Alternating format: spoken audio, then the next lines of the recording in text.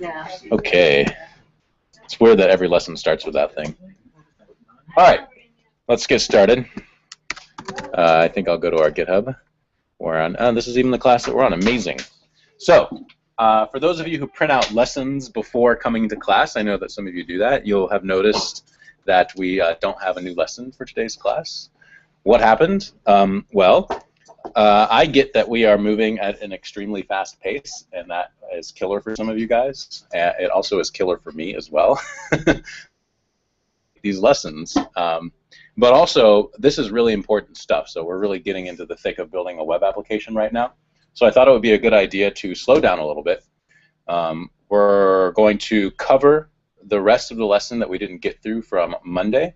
That'll take, and then we'll look over the homework. That'll take about the first hour. And then we are just going to spend the next hour talking about whatever you guys want to talk about. So we can go through conceptual stuff.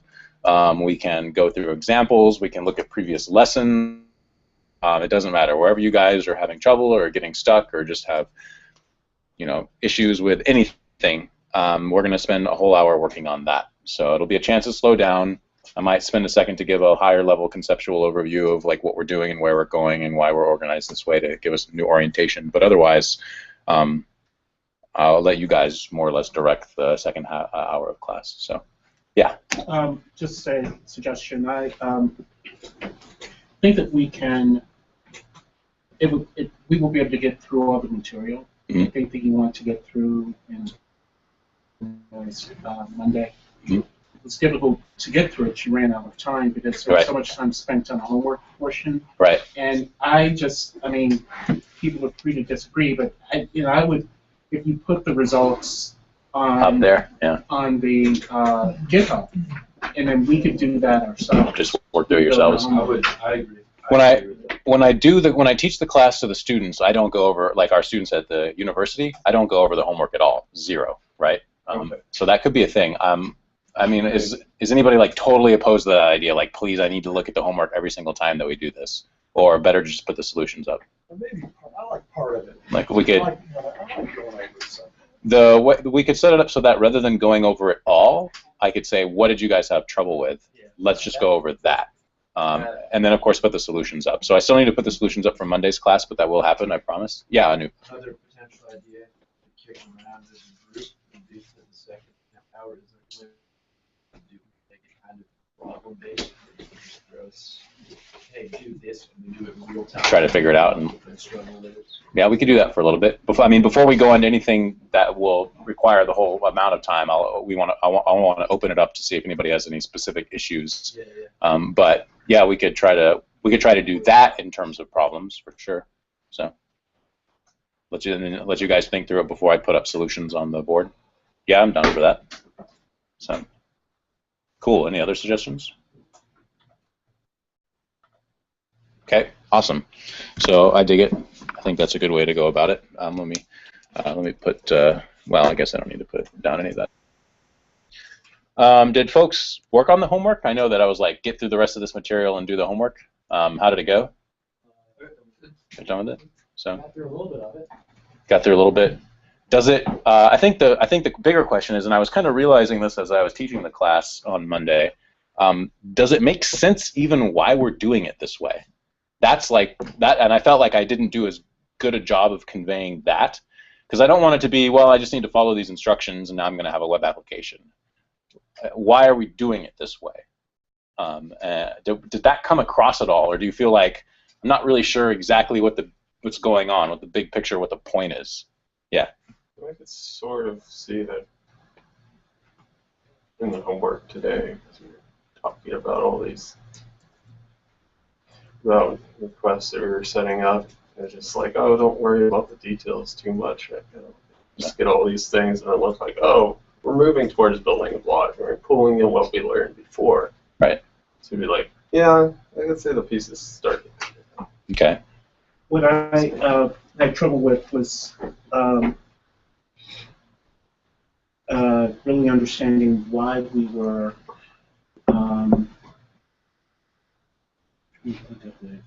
there's a section where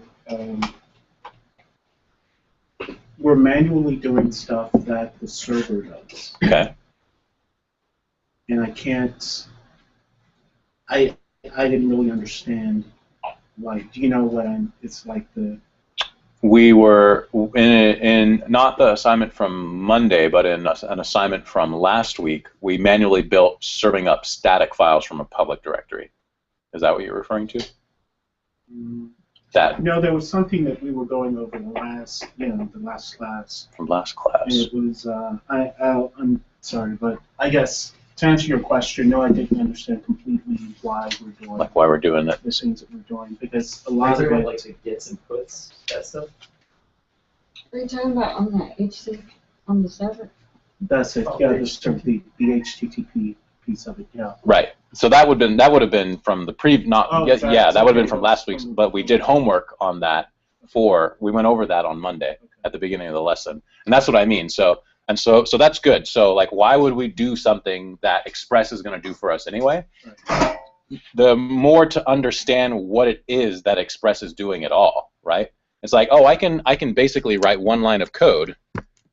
So, and it's in here, right? This thing, I sort of pointed this out towards the end of last class, app.use, express.static, that whole thing. Cool, now I have static web pages. What the hell is this thing doing? Have a line of code and it will serve any file from my public directory? Well, we can't go back and look and like write that ourselves, which is basically what that was, like in terms of the HTTP server, and realize that sucks. Like, why would I want to write that code when I have this guy that does it? And so, and I definitely think I have not done a good job of conveying this, whereas I think I do it better in the class at OU.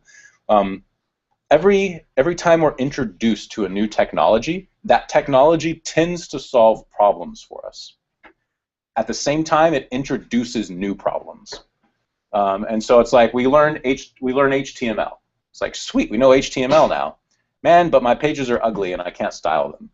It's like, okay, well, there's a solution for that. CSS, sweet, we learned CSS.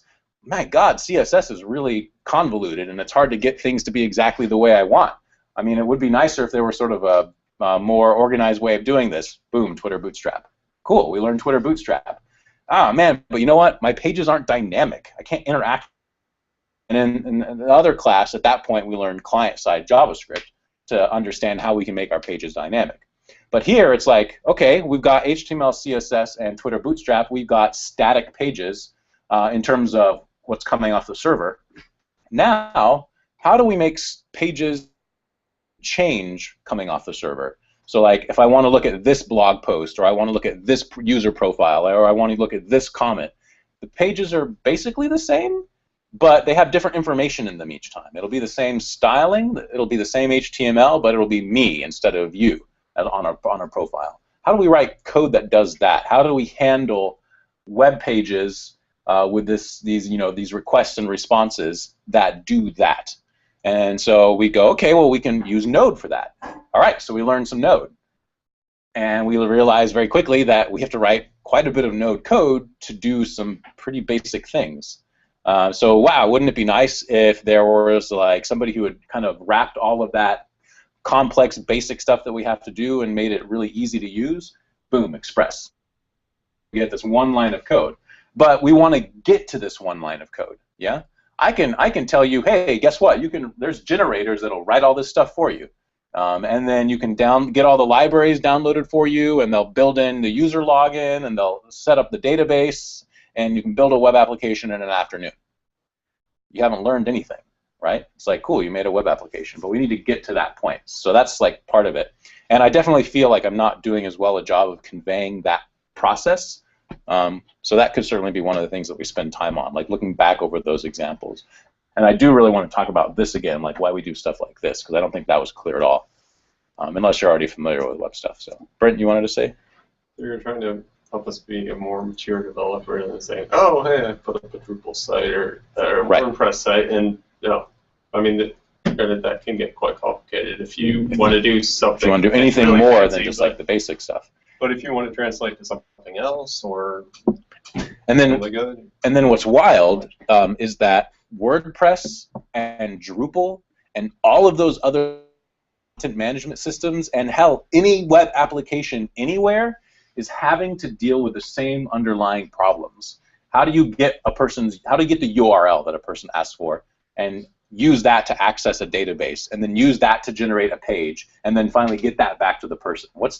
How do we do that? Like, what are the constraints of the system and the technologies and the environments that we're working in? So HTTP, basically, and then HTML as well. And then what can we build on top of those and through those constraints, right? And I do want to, maybe we'll spend some time on that today, do want to make sure that that is being conveyed.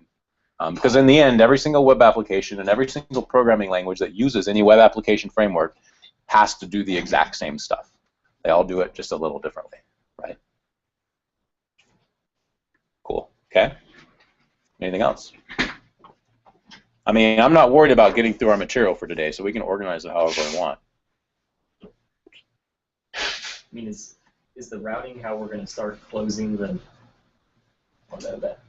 static HTML to the dynamic JavaScript barrier? Yes. So so let me talk about that right now. So because I don't think I communicated this at all when we were talking about like HTTP. What is a URL? So a URL is a Uniform Resource Locator. That's what it stands for, right?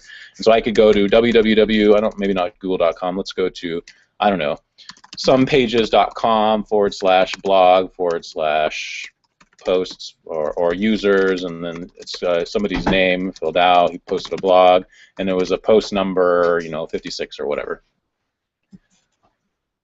What is this? Like, what's a URL? And then there's a little bit of a hint in it here. Normally, when you look at a URL, it's going to say 56 or .php or .asp or whatever system that you're familiar with. But I don't need that. What, just in its like essence, is this thing? This string of letters and characters and forward slashes. And its very essence is the path that is required to find that particular. Okay, what's a path? What is it? So, because there's no paths. So in the end, we'll find out that there's not even paths involved. It's not a number.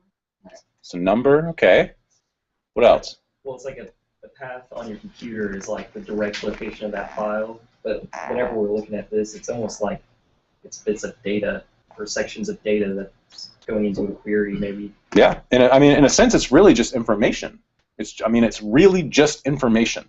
And that information, the way we're used to dealing with it, and especially the way old web design dealt with it, it did represent a file on your computer, and that meant it represented a path. So that's both right, in terms of the old way of doing it. I get so excited talking about URLs. In the new way of doing it, this is just an abstract piece of information that can represent anything. It does not have to have like an underlying physical file there that it represents. Like, there may not be some server somewhere that is associated with somepages.com that has a folder blogs, that has a folder users, that has a folder filled.out, that has a folder post, that has a file 56 without any extension. That does not need to exist. This just represents something that a computer application somewhere knows is a piece of information in its system. And it's just a way for me to ask for that information from its system. That's it, right? That's all a URL is. Yeah. So, for example, you could have an Apache server with a different directory structure that's different from that, but you somehow write your code as you redirect that URL to... That's right. Happens. So if I've got an Apache server, my Apache server is probably serving up static files. And so in an instance like that, then this probably won't work. But when I write a node server, every single URL that that server sees, that a person requests, remember, goes into one place. Every single URL. It's not like it doesn't try to hit a file system. It doesn't do anything. It goes to a router, this routing system. And this routing system can interpret that and then send that information to any code in your application, not just a file on your computer. And then the code gets to decide what to do with that information rather than the file system, say, right? And so we almost want to introduce a layer of abstraction. We need to disassociate the idea that this represents a file. Because in reality, this actually represents something in a database. And in some cases, it may not even represent that. Yeah. So it's more representing a location rather than an actual file? But then what does even location mean, right? It's just like, I mean, it's just information. There's doesn't have to be any. At some point, there's a physical thing somewhere, but this doesn't have to represent the path to that physical thing. My application can interpret this information any way it wants and decide what to do with that interpretation, right? So like, and that's a big difference. That is what a web application. That's what makes a web application different from web pages, right? We're not just building web pages, which is a way for us to put HTML and CSS on a computer and then run Apache and then just have it pick up those files from our system, which is incidentally what this, one line of code here to use the public directory, that does that for us. We are writing applications, and applications need to be able to read data, but also need to be able to write data. They need to be able to update data, and they need to be able to delete data. And so out of that need, and out of the fact that this can represent any piece of information that the system wants it to represent, as long as it can interpret it, we get something called resources, or this RESTful routing, stuff that I kind of mentioned in the homework assignment, as a best practice way of organizing information in a system so that it is easy to update, delete, access, and create with stuff that looks like a URL, right? Does that make any? Does that? And I didn't communicate that at all in Monday's lesson, and that's like fundamental to understanding what a modern web application is trying to do, as opposed to, say, building web pages. That's like the Heroku generated URLs. There's. Yeah, that's also I think that's a super good example. What is that? When I make up a Heroku site, what is that? So like somepages.com, where it's like happy sunset 3.herokuapp.com or whatever. That's a fantastic abstraction as well, because that page doesn't even refer to a single computer anymore. That site doesn't refer to a single computer. It refers to some virtual application thing that's running on side of a virtual machine, on side of an actual physical machine, but it might get moved back and forth between physical machines. Whereas 5 years ago, this would have been a server somewhere, an actual computer, right, that knew what to do with that information. But there's been this like introduction and abstraction between what a server is, rather say the underlying physical thing that a server is, and then what a site is. And a site doesn't have to necessarily be a server anymore. It can be an application on a virtual machine on a server, right? So in a sense, and Heroku definitely does that. So we've distanced ourselves from the actual underlying physical things, and that's a super important idea to kind of get your head wrapped around. So, and that lets us that distancing is what lets us handle these routes, handle these URLs any way that we want. Yeah. You can have situations where plug something into your browser and it doesn't actually exist as a static page anywhere. It's just pulling data from lots of different places to create what you want. Yeah, right. It might not even have. There might not even be one underlying thing that it ultimately tries to get to. This URL might actually need to access 5 different databases on 4 different computers, stick all that information into one thing, and then send it to me. Yeah. But this is still how my application, the code I'm writing, my node code that I'm writing, knows that that's what it needs to do. Access those 5 databases on those 4 machines and put it in a certain format. This just identifies that. Yeah, like Facebook, it's just dependent on what privacy things with your friends are, what you see. Sure. It's not something, oh, this page actually exists as this. And for those of you that are familiar with WordPress, I mean, this is what WordPress is doing, right? WordPress doesn't actually create an HTML file for every blog post that you write. It's in a database. I need a way to identify it when I want to access it. So WordPress generates a URL. But when I go to that URL, it is being rewritten on Apache through something called an htdocs, not htdocs, an htaccess file, so that the URL, the WordPress PHP product, gets access to that URL before the rest of the application does, like the Apache server, and can decide what it wants to do with it rather than letting Apache try to see where a static file is. And so what does WordPress do? Well, it uses that number to grab the post from the database, figures out what template you've chosen for your site, applies that information to the template, which is what we're going to learn about doing next week, and then sends that to the browser, right? So if you're familiar with WordPress, that's that's the same kind of thing that we're going to be doing here. But that's really how all modern applications work. So, and I definitely could have better communicated that in our last lesson. I think that would help make a lot more sense out of the routing. We can route any way that we want. We can have gets and deletes and posts and puts any way we want. As long as my application knows what this stuff means, Node doesn't care. Express doesn't care. So we introduce what have come to be known as best practices. What are the best ways to set up routes? Why do it one way over the other way? Are there particular ways that make sense? Does the system make it easier to do it one way than another way? And by system, I mean like the underlying HTTP protocol, web server design, and so forth. And it turns out that the answer to those questions is yes. There are best ways to do this, and those practices have been established. And so ultimately, we blow through just making up weird-looking routes, like what we were doing with our earlier. It's like, let's make a bunch of routes. Like, what are all these for? Well, let's make them systematic. Yeah, and that's what we'll get to today, and then especially as we go over the homework assignment. Let this represent. Yeah, we can let the URL represent anything, but then how do I intuit just from that URL what URL I should use to create that post, or to delete that post, or to update that post, or to, I guess those are the 4 options. What was the other one? Create, update, delete, retrieve, or just to view it, right?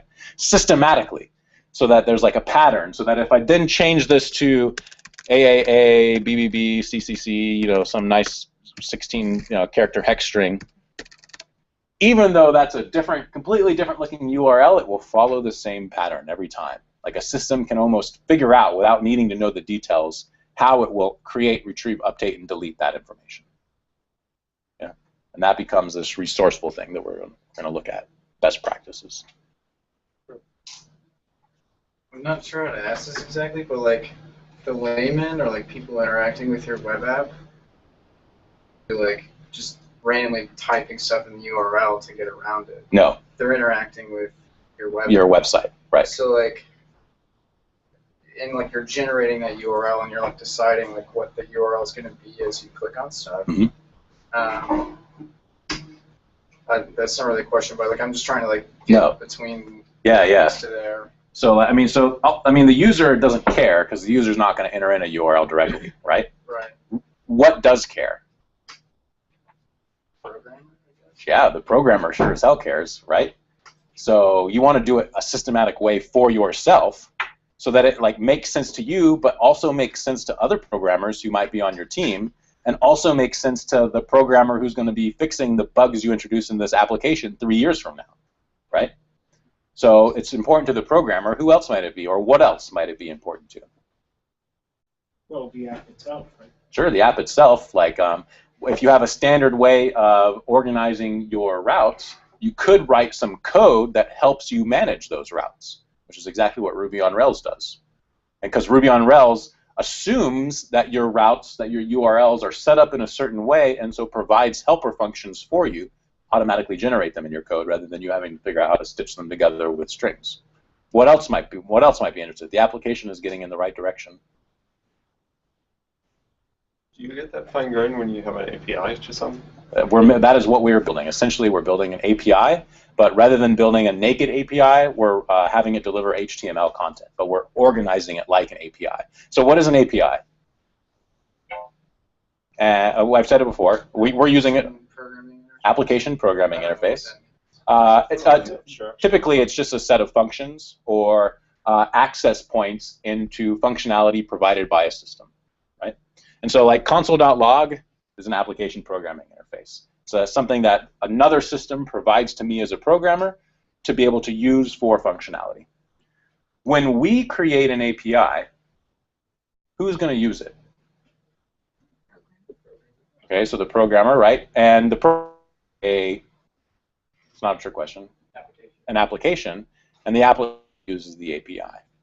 So if we use standard API or design, or let's just be simpler, URL practices, and remember, an API is the appropriate term for it because we are building an application that can create, retrieve, update, and delete information. When our application uses URLs in a standard way, other applications that want to interface with ours, maybe automatically, might be able to infer what they need to do without a person telling them to. Yeah, because that's just the way it's done. And so when you design according to conventions established by sort of the community of programmers and these best practices, it makes life a hell of a lot easier for other programmers in that community and for the applications that they've written to automatically figure out what your programming is doing. Right?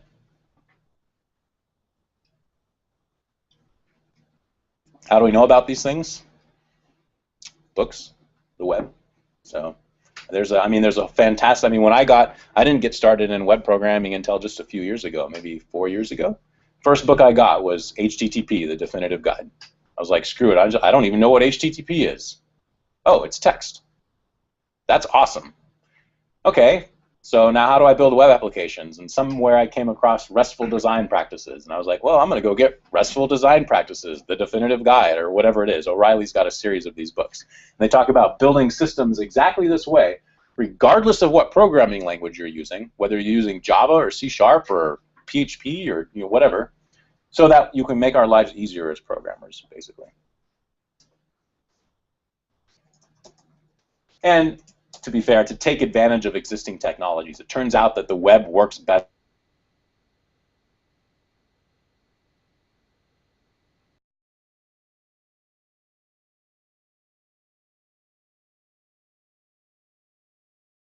for reasons for doing this as well that we don't get into. But. Okay, so that being said, and I almost wanted to break this down and do this in terms of HTTP so that we could really see this in action. And I think I might give that a try. So, and will remind me to introduce some of the Node School stuff before class ends, because I'm just going to go into this, but I think that's really awesome stuff. So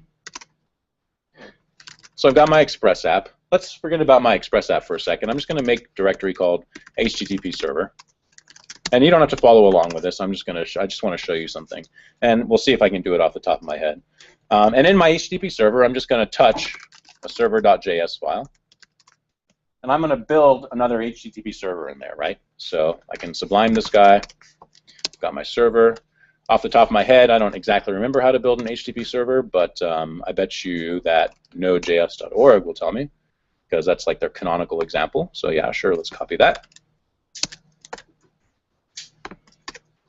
Apparently, I called this .js, didn't I? Oh, no, that's the untitled. There we go.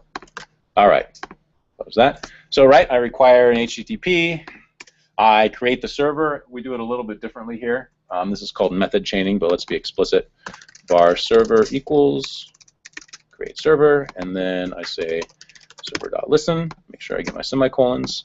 And server running at HTTP 127.0.0.1.1337. Anybody know why they choose 1337? Leet, right? Represents the letters L-E-E-T, which means you're a leet hacker, I suppose. So, right? So I can run my server. I get an error. Server equals, oop. I have to do it on the module, HTTP. Try it again. There we go. I can copy and paste that URL into my browser, and I should see hello world or whatever. Perfect now. And so we saw when we had a basic server like this, oh, and this is worth mentioning as well. If you've worked in the world of PHP before,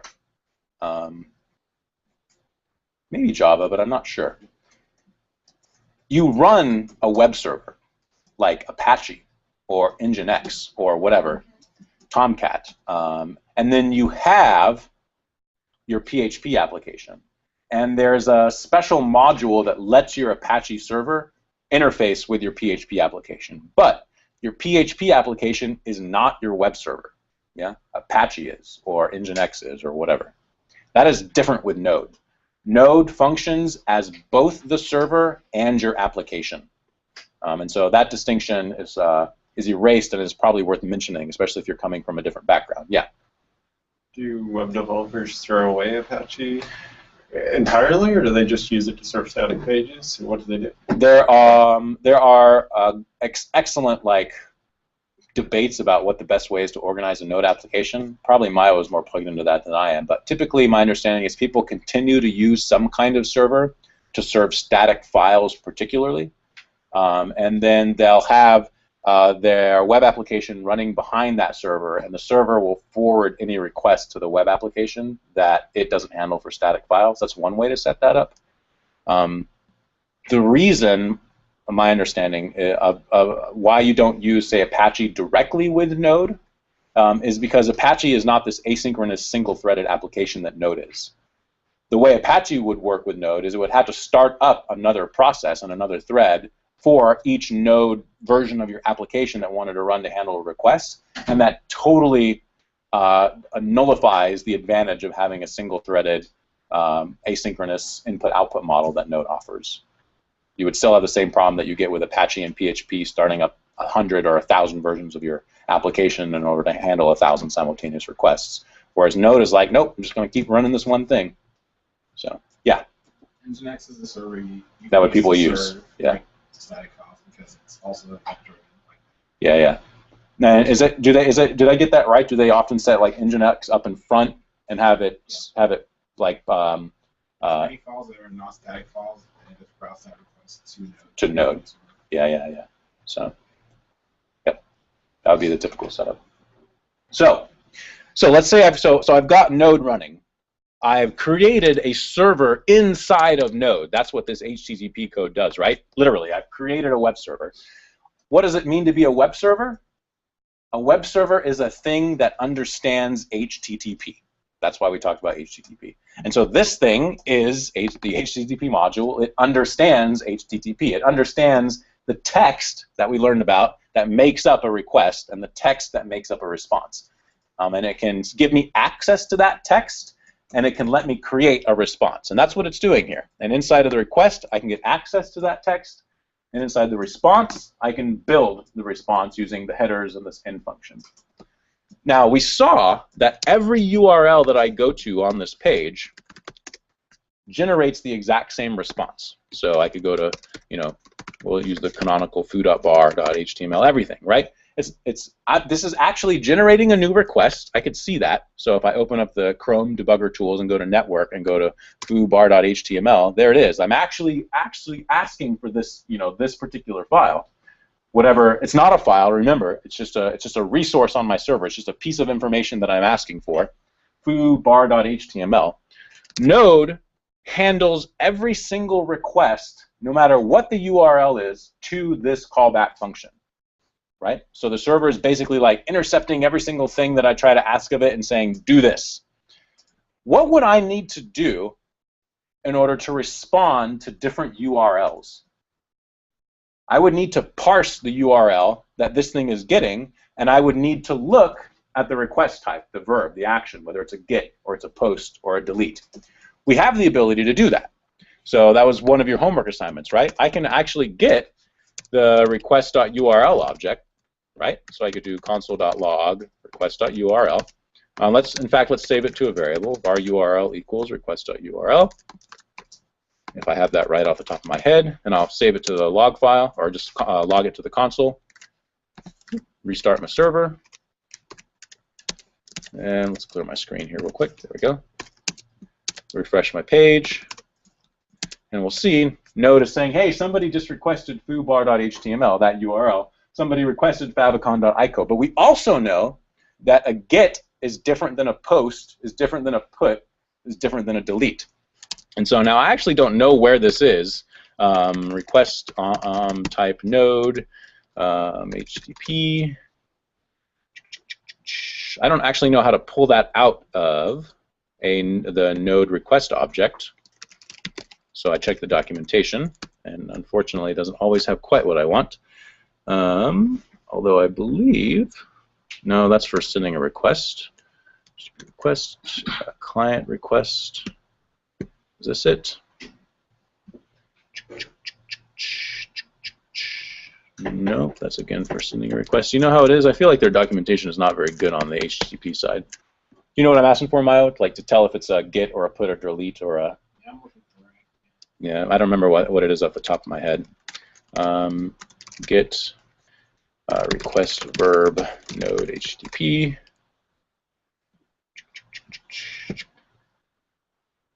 Do you find and get it? It's going to be in here somewhere. No, method override. Oh, how do I get it? Oh, what did you suggest? Find, get. Find. Oh, yeah, because get is one of them, right? How to delete. Request verb node HTTP request object.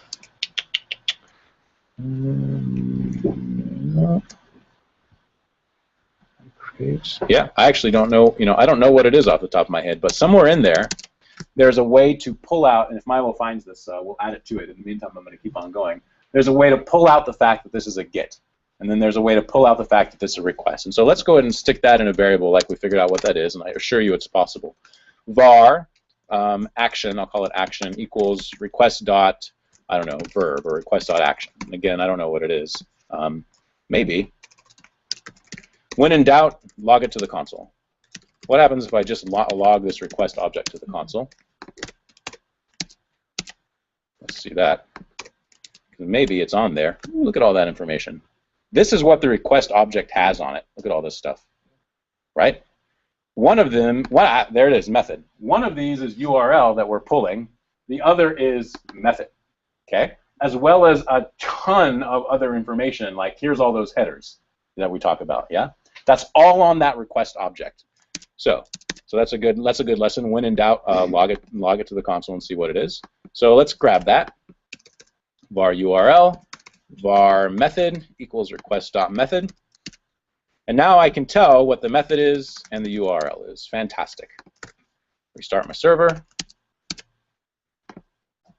Ask for that page again, and sure enough, look at that. Get foobar.html, get favicon.ico. Hey, guess what? Express does the exact same thing when I go and look at one of their pages, and it's logging to the console in developer mode.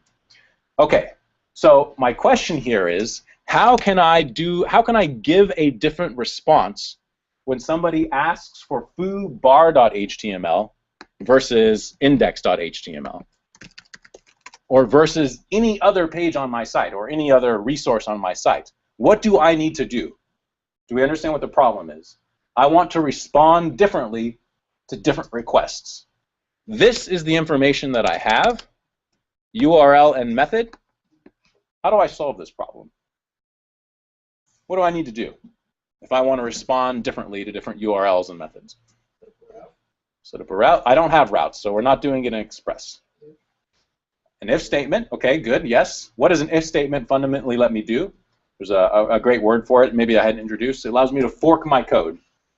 So basically I can, it's a logical way of branching or forking my code.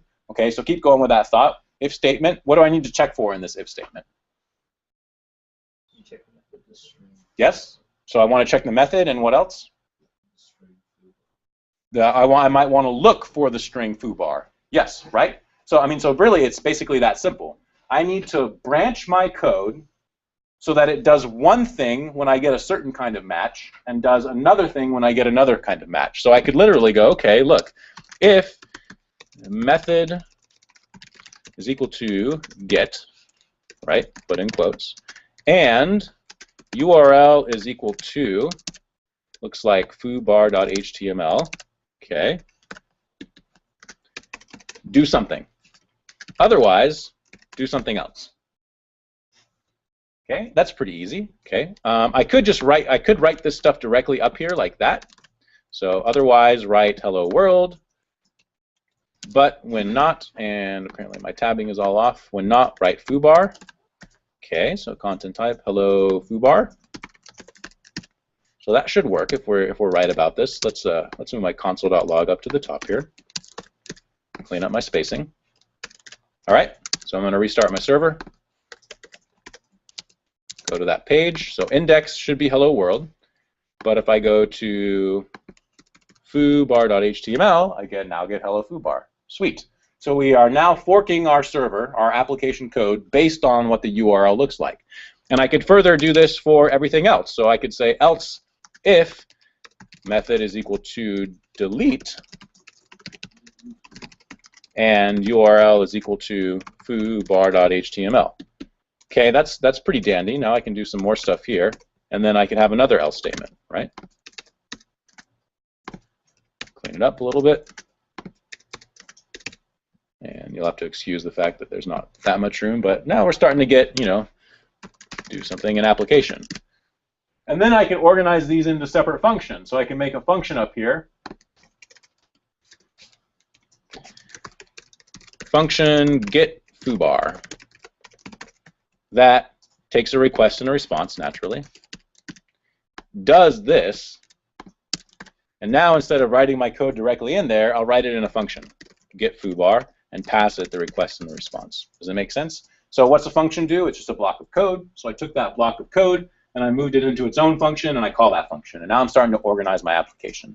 And if I wanted to get clever, eventually I realized that I got a lot of functions in this file, and what exactly my application does has become obscured. So I move those functions to separate files, import them as modules with a require statement, and call them on the module, right? What happens when I have 1,000 URLs that I need to deal with? Or I have URLs that change just slightly, as we saw with the pattern matching. When I have blog posts that I want to do the exact same response for, but slightly different when I have an ID in there. Yeah? Well, eventually we're getting there, but before that, I'm going to have to write a hell of a lot of if-then statements, and that blows, right? Could use the wildcard, but not yet. We don't have the wildcard. We're not using Express. You could write a function that basically did the if statement for you over and over again. Yeah, you could write. So you could abstract out this branching and if statements into its own function. Okay, that's good. And then how do I do this pattern matching where I've got you know, wildcards or bits of my URLs that change? Well, I can use something called a regular expression, and then I need to write the code for that myself. And so now I write out a function that handles these if-then statements for me and handles this pattern matching for me with these regular expressions, and I just created Express. So let's use Express. That's why we use Express, right? Which I don't think I conveyed at all, is that we have one incoming place where all of our requests are going, and we need to figure out what part of our application is going to respond to those requests based on the request method and the request URL. And that is what Express lets us do.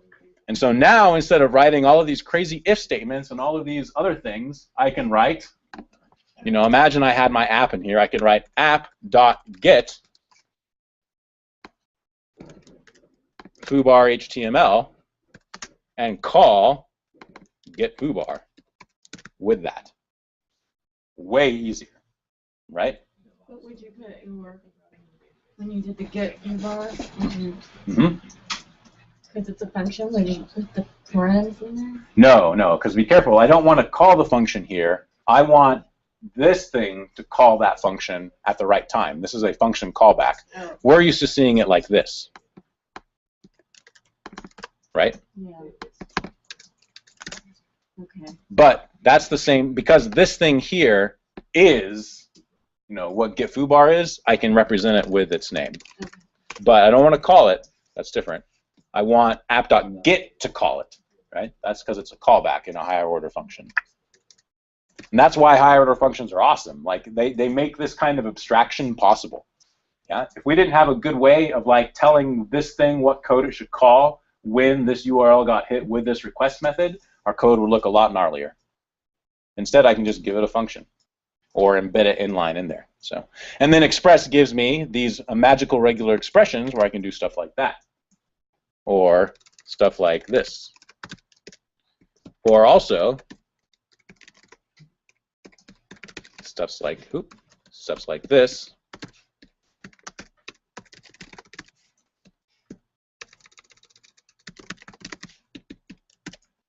With just 2 lines of code. And now this handles every single route that matches that pattern. instead of me having to write my code to do that myself. And so again, we've talked about kind of like abstractions, right? A lot of computer science is developing abstractions. A lot of good engineering, good programming is developing additional layers of abstraction. My server is actually an application, actually running a virtual machine, actually running on a server. That's my server. My URLs are actually just pieces of information that actually only mean something to my application, that actually are used to access a database to get information, and then that information is injected into templates, which, like I say, we'll learn about next week, so that I can write a response. Right? Those are all abstractions. Here we've introduced another abstraction.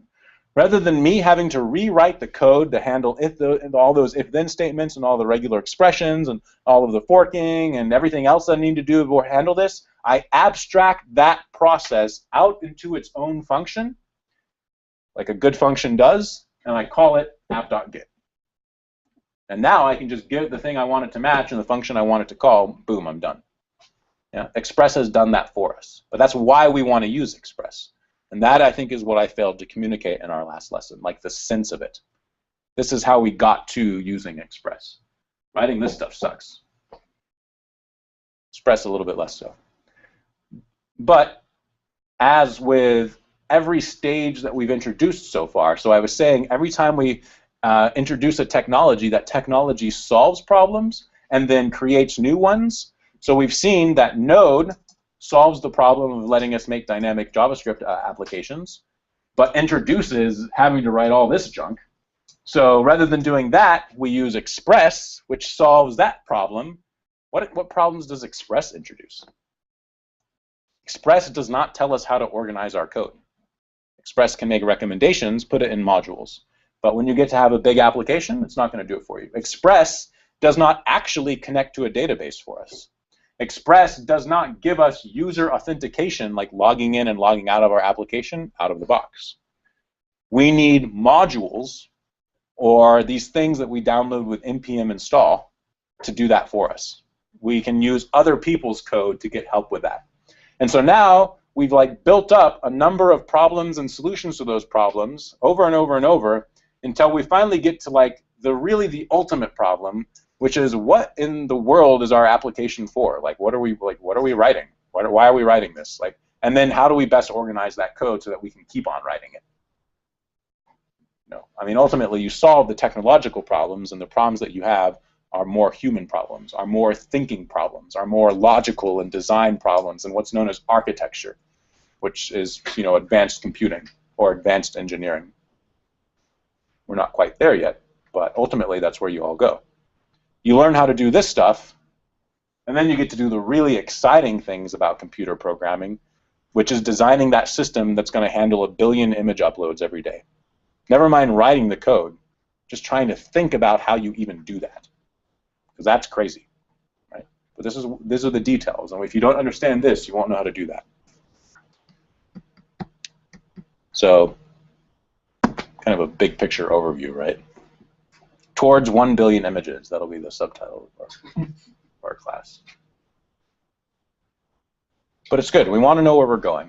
I think that helps tile the stuff together, and it bums me when I fail to do that, because I like to see that in things that I learn. So I was a philosophy major. Did a lot of history, literature. It's all about that. So. Does that make more sense?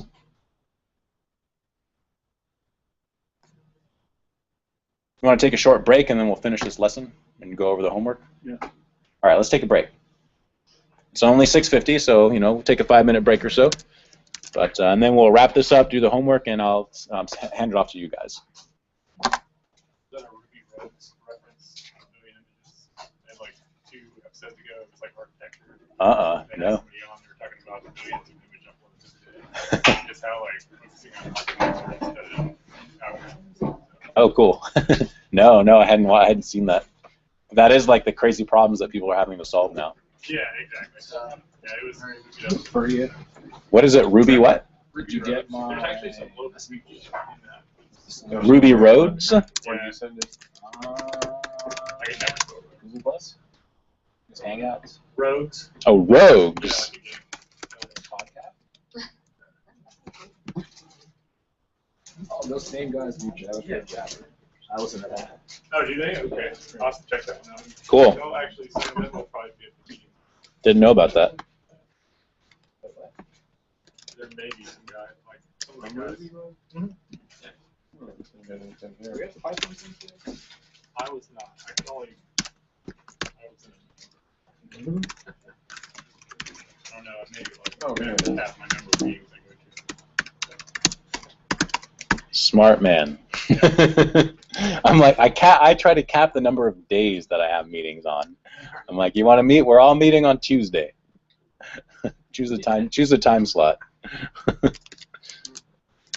did want to go to the Python, but like I wanted to support like this since it's just starting. I just could, Yeah, that happened today, didn't it? yeah. Was it at Prototech? Yes.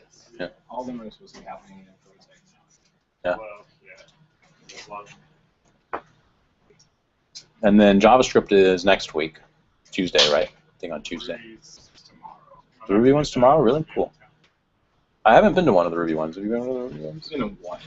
They're talking about state machines. So I was like, I think it's Cool. lightning talks tomorrow, and those are always fun. So. if they suck, it's only a couple minutes. Yeah. We tried to do an iOS one, a Cocoa Heads meeting, and it was hard keeping it together because there's like 4 of us that showed up to the meeting every time. There was 4 people at the last Cocoa Yeah. Have I ever seen you at a Cocoa Heads meeting? Yeah. Yeah. Like years ago. Yeah, years ago, I right. rarely ever could actually attend because they were always in the meeting. Yeah. I always had a class. That's right. And then as soon as I graduated, everybody started meeting during the day. Except for that. Were they doing it at the 404? Yeah, last time. And the time before it was at the district house. Yeah. I remember when they did them at the original 404. Yeah. Those were pretty well. Those were better attended. There was a little more cohesiveness to the group than I think. So. Right.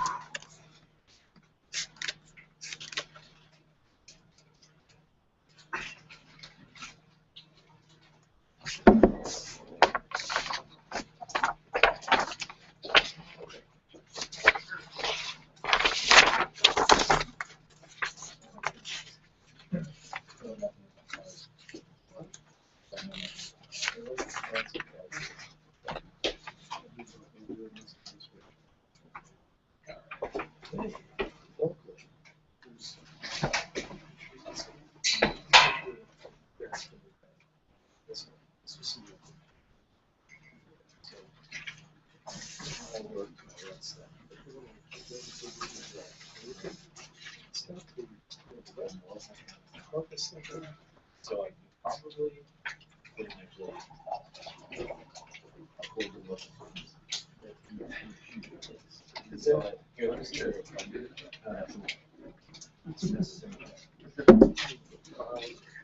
So does Apache or Nginx, does it know what type of request you're doing to ping with? Figures that out? Or? Oh yeah, certainly. So and like you try to send. So visit any server that's running Apache. Say you've got an Apache server on your Linux box, right? And you put a web page on there, and you browse to it, and it's a GET request. Use Postman and try to ask for a patch request or a head request or a delete request for that same file, and see what Apache does. So Apache will respond to that and go, I don't know what to do with that. Like it'll probably throw some error, but I don't know what Apache's errors look like. So Apache definitely is paying attention to that information. Okay. So, oh yeah. And then if you have a PHP application, it'll forward that data, it'll forward that fact on to the PHP application, and the PHP application can do whatever it wants with it. Why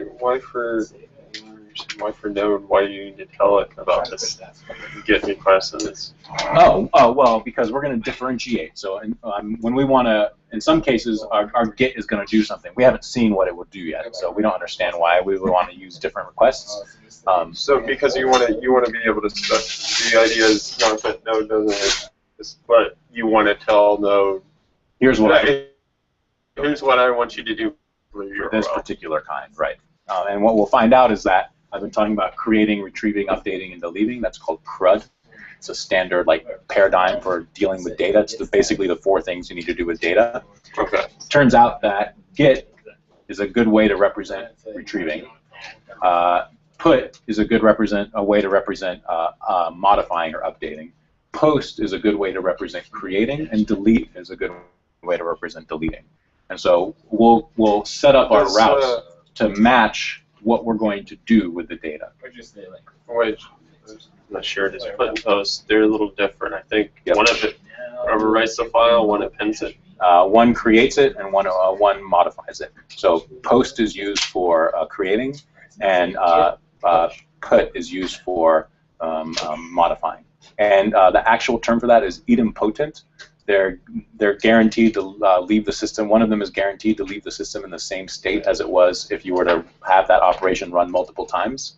So like if you run multiple puts on a file and you give it the same URL and same data and same body every time, your server guarantees that each one of those puts will just do the exact same thing and otherwise leave your system in the same state it was before. So it's like you modified the file, well, you modified it again, but it was the same modifications, and so I just left it the way it was, and so forth. Okay. Whereas post explicitly, so if you run post 5 times at a URL, your server should create 5 different things depending on what that URL was, and so it leaves your server different each time, right? That's called idempotency.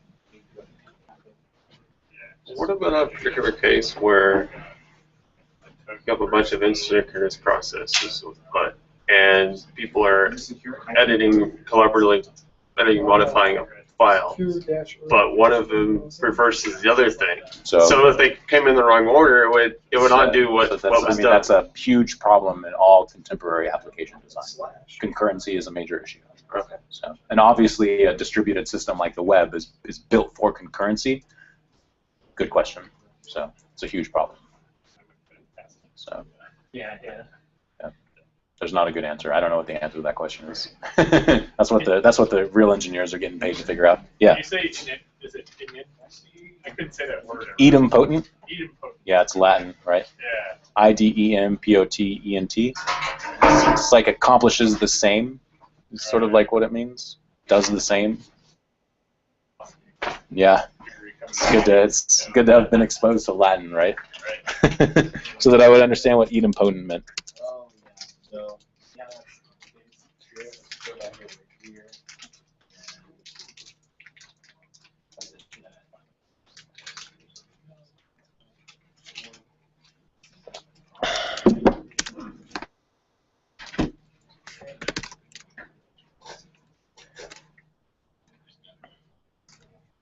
Yeah.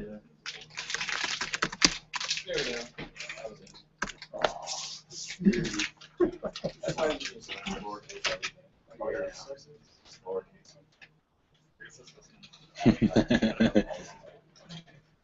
All right, let's get started on this again. I'm going to try to wrap the rest of this up in just a short period of time.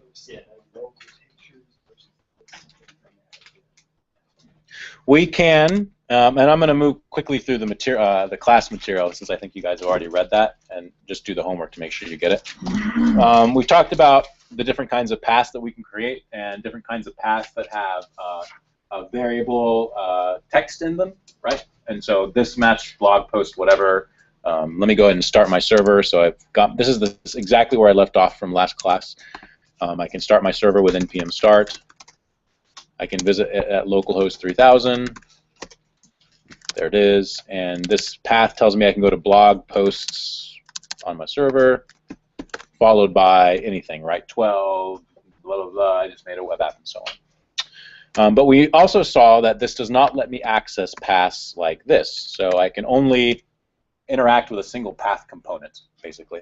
And so those forward slashes obviously still mean something. It's not that they are totally without meaning. They represent a component in the resource identification. Resource being anything, file, database, whatever. So I can't do something like this. But we're going to want to be able to do that because we're going to want to be able to visit a page like posts1/update or posts1/delete or something like that. Well, Node lets us do that. Our Express lets us do that, rather. So I'm going to quit my server. I can still match additional subpaths after a variable part of my string simply by adding it to it. So that's totally legitimate. And then this variable portion of my string or my URL only represents that part of the entire path. So I could do something like this. And I'm not going to fill it out. I think we get the gist of what's going on there. And then I could have another one that does something like this and so forth. Right? That's totally okay. And there's some standard ones for doing things like updating and deleting, but you might have to create your own, like tomorrow or whatever, or forecast, or whatever it is that your application does. So totally okay to have paths that look like that. The more interesting scenario that also gets used is when we need to have more than one named parameter in our path. And so that was part of our homework assignment. Conceptually, it's not a stretch. We just want to be aware that and understand in terms of URLs why we would want to do it. So I might have a blog posts, and I'm at a particular post. So like, let's say I'm viewing a post I wrote today, and I want to see all of the comments in that post. So I could do something like that. And that would show me all of the comments associated with that post. But what if I just wanted to see one of those comments? Well, I could add another named variable, but I need to be sure to give it a different name, right? I can't use ID in both places, so I'll call it CID for comments ID. And that's totally okay. This will now match any URL that has this format, and it will pick out two different variables and will give me access to both of those variables in my request object. So I could say var ID, or better post ID, equals request.params.id, and var comment ID equals request.params.comment ID, right? And then I could respond with that, blog post plus comment plus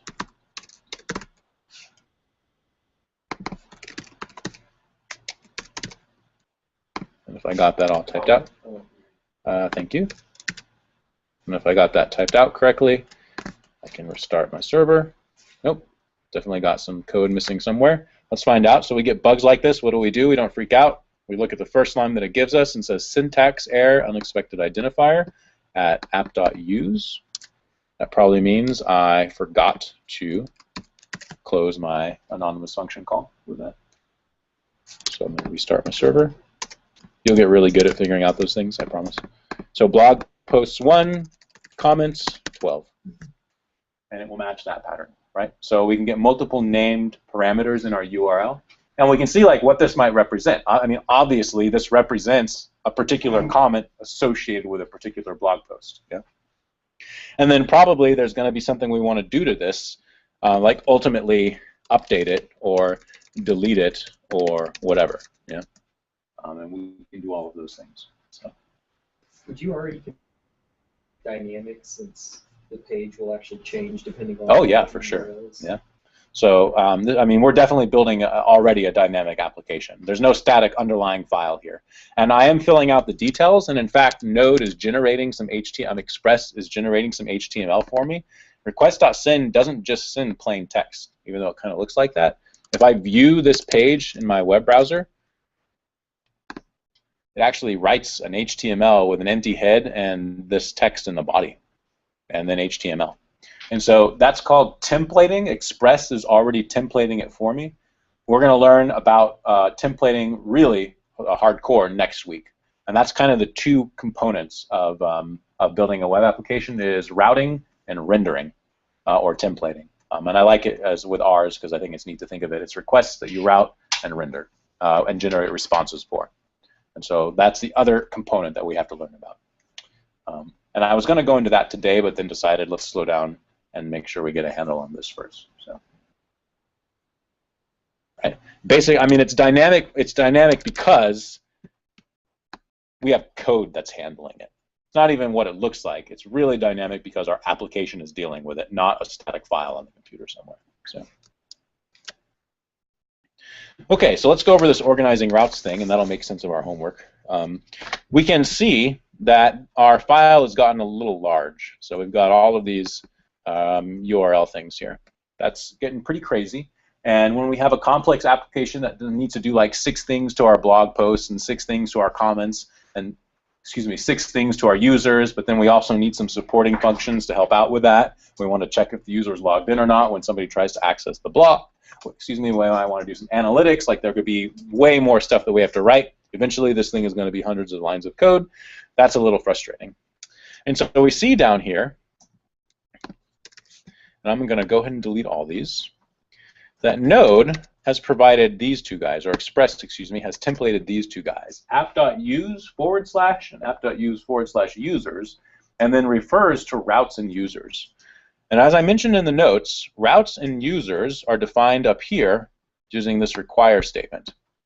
And we can, obviously this is a module, but more importantly, it's a local module. It's actually a file inside of our application, and we can recognize that from the use of this dot here, which represents the current working directory, right?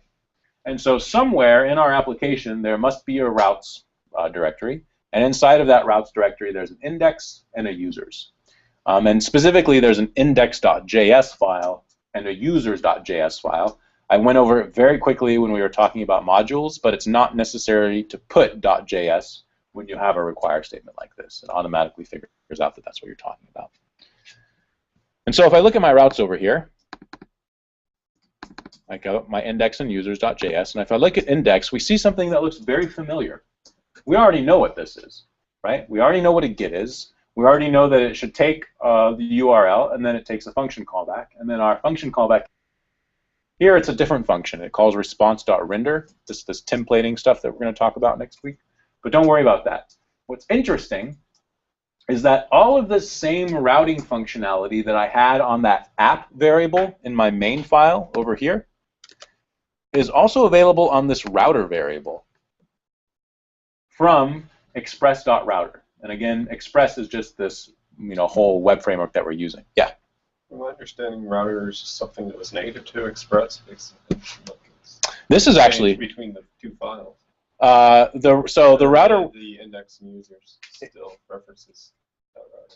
So I mean, yes. So they all represent one thing. So there's like one underlying resource here.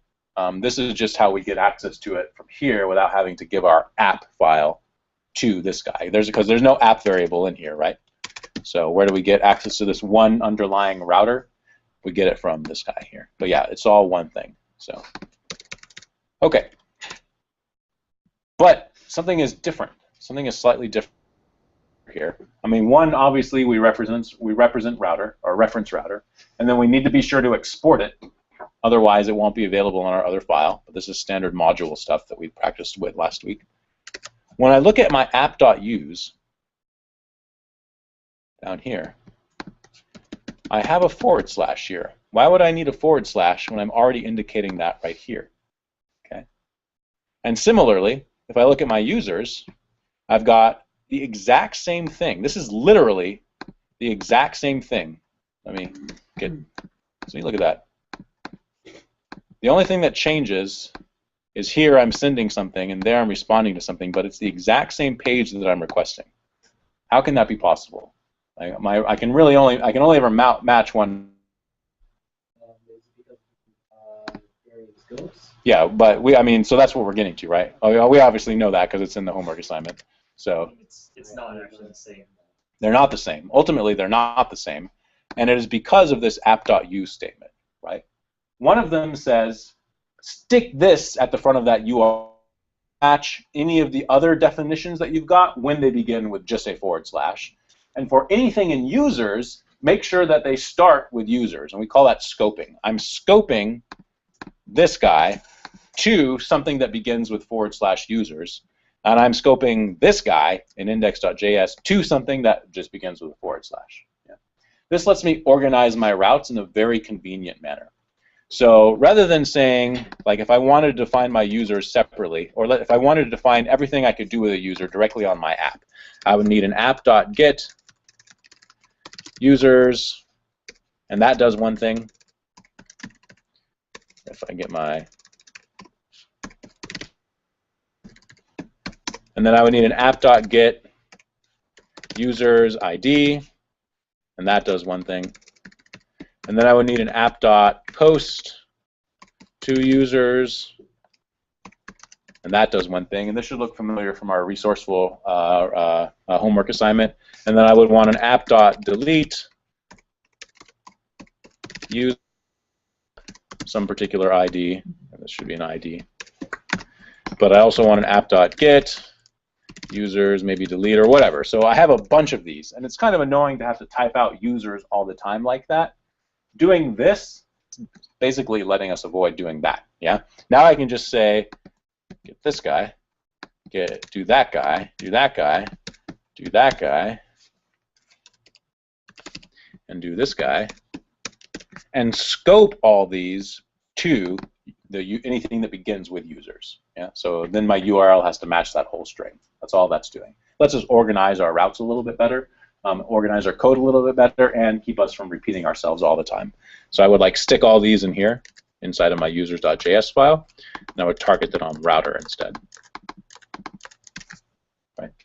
And then make sure that, well, I'm already exporting my router, so I'm in good shape. Is that clear? I think I look at the explanation that I wrote, and even when I was writing it, I was like, man, I make this sound way more complicated than it is. Whereas, yeah, all it's doing is appending users to the beginning of whatever strings I've got in this file, right? Yeah. How does Express know to look in the routes folder? How does Express know to look in the routes folder? I tell it to look in the routes folder. So notice I say use routes. Okay. What is routes? Routes is a variable that I grab from require, and I'm requiring index in the routes folder. Okay. Right? So.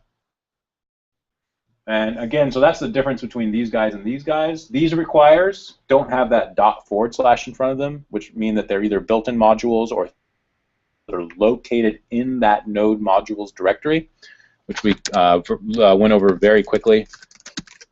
This guy here, when we were talking about how npm works. So when I do npm install whatever, this is where it puts that stuff.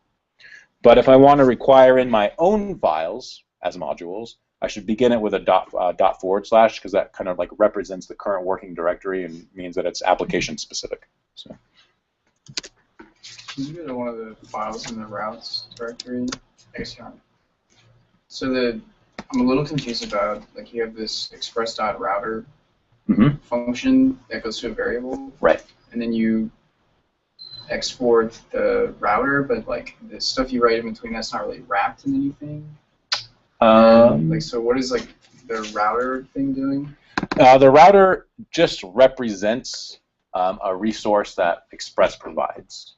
When I say app.get or app. As I was doing app.get whatever or app.post whatever, that's really happening on Express.router. And so it's like this thing represents this part, this routing system of an Express application. And every time I make a function call on that, I'm adding my own sort of pattern matching and callback functions to that. So, but I need a way of accessing that from inside a module. Yeah. So, and this is how that's done. Internally, Express handles all of those like annoying details for us. Let's see. So that's organizing routes. Is that again? Is that clear? Way simpler, like just talking about it like that, rather than reading a rather loquacious explanation from the homework assignment. All right. One last thing: middleware, and then we'll do that homework assignment very quickly. At least the coding part. I'm not going to push it to Roku or anything. Express routing is organized around a concept known as middleware.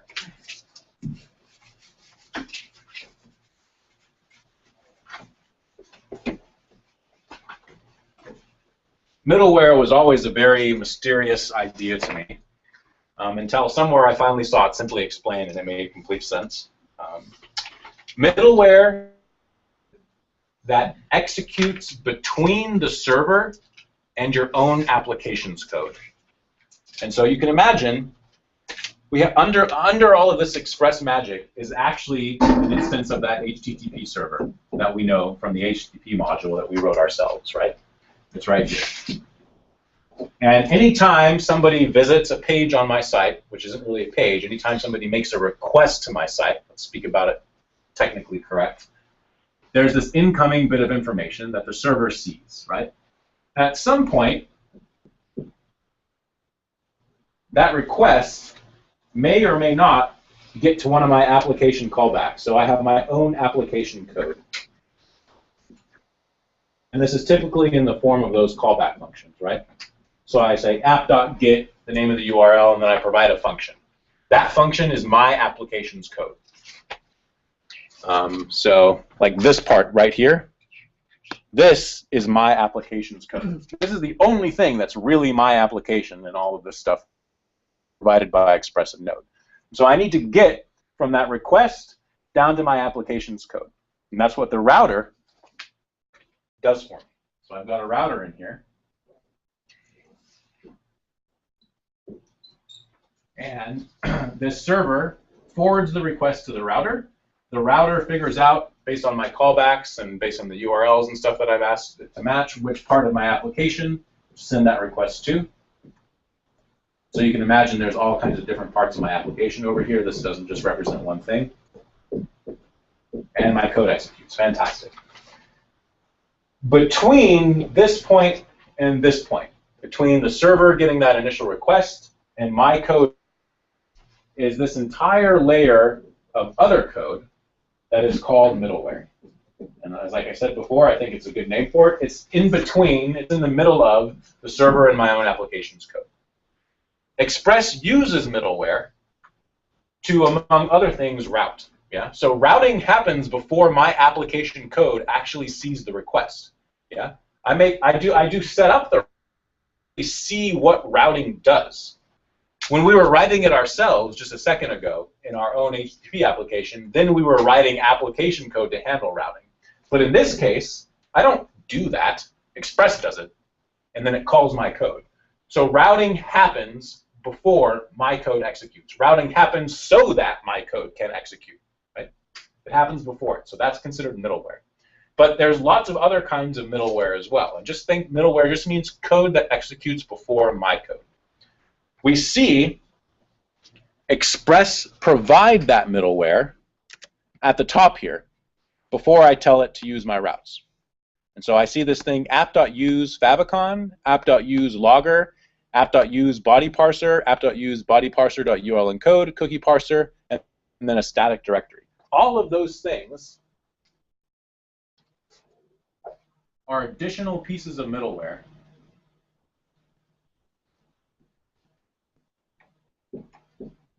that Express is giving the chance to handle this request. And so I've got this URL request that's coming in, right? That contains the method and that contains the URL, everything I need to know in order to parse it. Express says, hey, favicon, you want to do anything with this? And favicon says, I don't know. Is there a request for the favicon? No.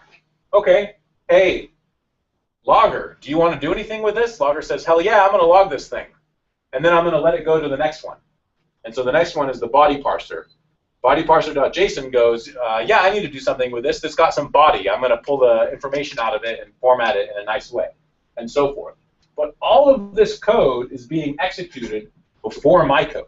Yeah, it's happening before I even get to see the request. So Express is very subtly, in most cases, changing what the request looks like before it gets to my code. And it usually does that so that it makes it easier for me to work with. Before I get real quick, each one of these items in this middleware chain that gets executed one after the other in the order that they are defined in the code, each one of these items looks very much like my own application's callback. It takes a request, it takes a response, and it takes the next item in the chain so that it can know what to do next. It can pull information out of that request, and if it wants to, optionally, it can generate a response. That's what the favicon does. The favicon is a little icon that sits on my computer that has or on the server that has a special file name, usually favico.png or something like that. The favicon middleware looks to see if the request is for that file, and if it is, automatically sends that file back. When that happens, a response is generated back to the client that requested it, and no more code gets executed. only ever have a single response to a single request. One request, one response, right? And at any point in this chain, the middleware can handle that response, which means that code which Express provides might prevent my code from getting executed. My application will never know, my own code will never know that it was a request. Need to know. This other subsystem is going to handle it for it. Yeah, Milo. Yeah. You can actually respond and then call next, and it'll still false them out. It just won't be able to like say another response. Another respond. Okay, so you can respond but still call next. I didn't know that. So, but if one of those other things tries to call respond, won't your application throw an error or something? Yeah. So be careful. So right. So it looks like we can still send it by, but in practice, you should only have one response. Okay. One more thing. Yeah. You can define middleware after your Routers. That's right. So, and in fact, so let's see a case of that. And so it looks like we ended it down here. Routing is. So really the way to think about this, my application code should like be over here, because it gets branched off to my application code. So imagine that that box is over here, application code. Because after the router, there can be additional middleware. So what happens if a person makes a request for a URL that my application doesn't have a callback for? My application's like, I don't know what that is. What am I supposed to do? Well, this request is going to keep falling through and see if there's anything else that might want to handle it. What normally happens when you request something from a server that the server doesn't know how to handle? 404. 404, right? And so if we look at the code that Express generated for us, after we've told it to add our own routes, which is what this app.use stuff does, we see another app.use with exactly this kind of function that I was telling you about, a request, a response, and a next. And this thing goes, hey, there's been an error, not found, status is 404. Call the next item in this response chain with the error. What's the next item? This guy right here, which will, or that's if I'm in development. So this will go, hey, we had an error, show me the error, log it to the console, so on. If I'm in production, then it will go, it'll send back a status to the server that says, something, or to the client that says something went wrong. But I can continue to have these messages fall through or cascade through this middleware chain until one of them actually responds. And in this case, this is the last thing that gets called, and every time it's guaranteed to send a response. So basically, it's a last catch-all for anything that my application doesn't handle. It handles it for me. Now, we've seen a really important piece of middleware already. It's right up here before we have our own routes defined, and it's this static directory middleware that we've been previously using in all of our projects. This middleware,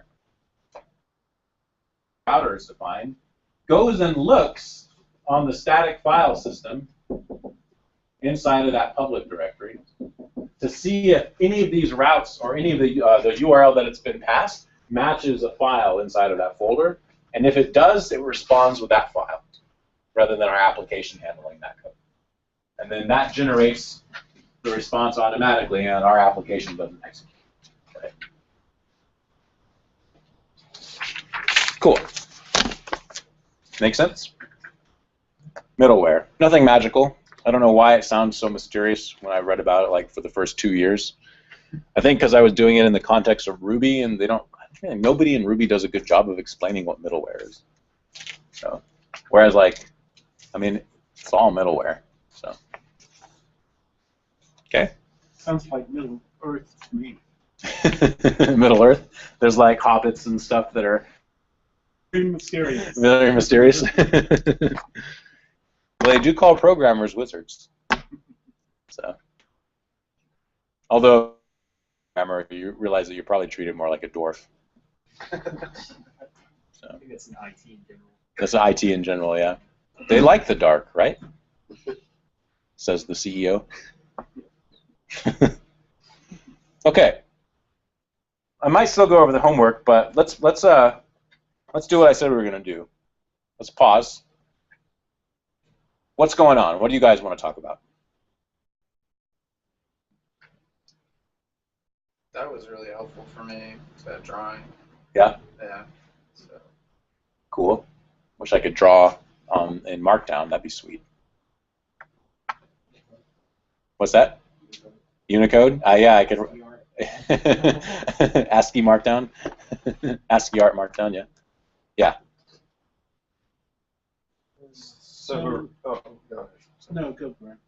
Heroku is also that router is different than a network level router. Heroku is not middleware. Heroku is the platform. It's like the system of and virtual machines and stuff that my application runs on. But this router is definitely different than a router that you see in hardware. Hold on a sec. But in a sense, they're performing similar functions, right? So like that's why they have the same name. A hardware router gets incoming packets from a TCP/IP stack and needs to figure out where they go. Like it's a hardware router, maybe not one connected at your home, but one connected at like an AT&T center, has multiple incoming connections and multiple outgoing connections. And when that packet hits it, it needs to figure out which way to send that packet, which router it should make that connection to. Same thing going on here, right? Some incoming piece of information occurs, and the router needs to know which of its outgoing connections it should send it to. And so that, I mean, that is what routing is conceptually, which is why they have the same name, although they're, yes, obviously different. So, yeah. What was I thinking? Would Node be considered middleware? No. Node is also a platform. It is written in C and C++ that include a JavaScript runtime from Chrome, which allows me to write JavaScript programs that run on a computer such as a Macintosh or a Windows or a Unix or Linux machine. So no. Node is a software environment, almost like the Java virtual machine. That's a question. Every once in a while you read about a framework. Okay. What is framework? Sure, yeah. So we call, there's two different kinds of third-party code. This is the best explanation that I've heard of that distinction. There are libraries and there are frameworks. Both libraries and frameworks, both of those terms refer to code that somebody else has written and that I can use in my application. And so if you've written in another programming language like C, there's the standard library, which lets me print things to the console, stuff like that. Node comes with a number of libraries. So many of the things that we require in, like HTTP, FS, PATH, and so on, those are libraries. Code that has been provided for me. Application programming interface kind of synonymously, right? Those libraries provide APIs. A framework is different in a library in the sense that when I have a library, the library provides code for me, and I can call that code when I want to, right? So this might be console.log. This might be fs.writeFile. Be, I don't know, http.createServer. And it says, hey, call that code anytime you want. That's a library. A framework is also going to be a collection of code, but rather than providing, or not only providing code that I will call, the framework is going to say, hey, give me code, give me your code, and I'll call your code. And so sometimes you hear a framework says, don't call me, I'll call you. What's an example of that? Express, we have these router.get functions. Express provides this whole environment and says, build like this, and then provide the code that you want me, by me I mean Express, to call when I'm ready to use it, right? So Express is calling our code in a sense rather than us calling Express's code. That's one way that I've heard it described that I think makes a decent sense of it. Another way of saying is like a framework is much more an entire way of organizing your application. Would that be something like the J2EE? I'm not familiar enough with, that's Java stuff, right? I'm not familiar enough with it to know. So What's the question? The framework. Can you give an example of the framework? The Django and Python. is another one, yeah. It's like, so let me say, so it's like a whole way of organizing your application. It provides that structure for you rather than just giving you some code that you can call whenever you want to. Bootstrap is also. Bootstrap is a good example of a framework, right? Bootstrap provides all of that code for us and says, if you want this to work, you need to write your web pages this way. Whereas a library says, I don't care how you write your web page, write it whichever you want, and here's something that you could use that might make it nice. I would consider jQuery a lot, Bootstrap a framework. Yeah, jQuery doesn't care how you write your web pages or how you write your JavaScript, but it gives you additional functionality if you're willing to call it. Whereas like Express is going to be like, look, if you want this to work, you have to set up your middleware and your routes and your stuff like this. I'm telling you, this is how you have to do it. So I think that's a way to describe the difference. I'm having trouble conceptualizing templating. Can you do an illustration of that? We haven't gotten into it yet, No. but the gist of it will be, I'm just going to do this very briefly because we're going to talk about it in much more detail Okay. next week. But like I was saying, let's say that I've got a profile page for every user on my application. So like Twitter. Yeah. If I go to Twitter PDAO, I see my profile. But if I go to Twitter, the photography handle that you got, I see your profile. But if you look at the HTML for those two profiles, it's almost exactly the same. Mm-hmm. And so you'll have this whole HTML document. So imagine that this is a bunch of text, right? This whole HTML document that's basically the same, but up at the top, it might say Phil Dow, or it might say Kevin, right? But it's only going to say one or the other. And so like somewhere inside this whole bit of HTML, I need a section of code or a section of HTML that I can customize, that I can stick different details in, depending on, well, basically depending on the URL request that I got. Right. So like I say, I might want your name, I want my name, I want something else. Yeah. So this whole, and then that'll be in multiple places inside of this document. So I'm going to customize my icon. I'm going to customize my followers. I'm going to customize the background, which is CSS, right? I might customize a little about me at the bottom or whatever. And all of these parts of my page here are customizable. Everything else in this document and the fact that these are the customizable portions does not change. So this is a template. And what we're going to do is, depending on that request, we'll get like an ID or an object number or a profile username or whatever out of that request. We'll use that to access the database. That database is going to give us back a JavaScript object. And then we will be able to pass that JavaScript object to the templating system and write these bits in our template so that they can pull information from that JavaScript object, knowing that the JavaScript object will be different for each request. The rest of it is going to stay the same. Okay. So that's how, fundamentally, that's how templating is going to work. Makes it very easy to write pages that change a little bit, but basically are simple. Templating. Okay.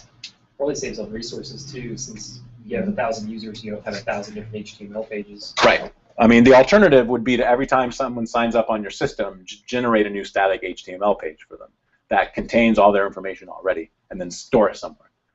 But that's a huge waste of resources, particularly when you have like 300 million users or whatever. So. Twitter does let you do that, the templating. You can see it. Yes, you can even edit your. Facebook doesn't let you. No. So and like. That's kind of interesting. And if you've worked with WordPress, like you basically can go in there and edit the template. The template's just a bunch of HTML with some PHP mixed in with it. Ours is going to be very similar. It's going to be a bunch of HTML with a little bit of JavaScript mixed into it.